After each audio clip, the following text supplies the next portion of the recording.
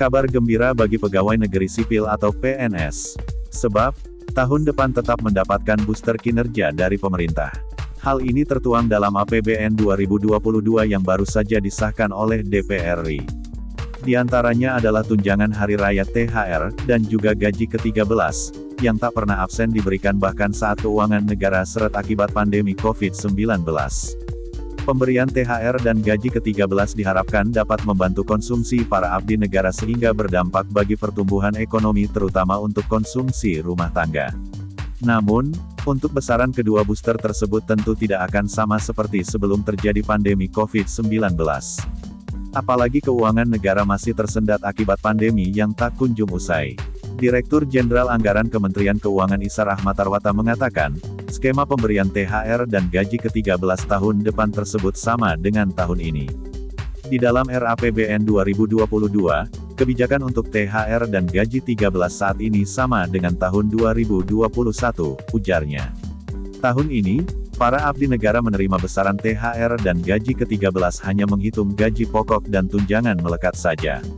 Sedangkan tunjangan kinerja tidak masuk dalam hitungan.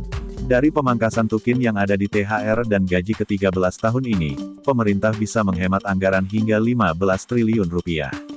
Ini digunakan untuk menambah belanja untuk penanganan dampak pandemi COVID-19. Lanjutnya, bahkan program-program yang tidak prioritas masih akan tetap ditunda di tahun depan.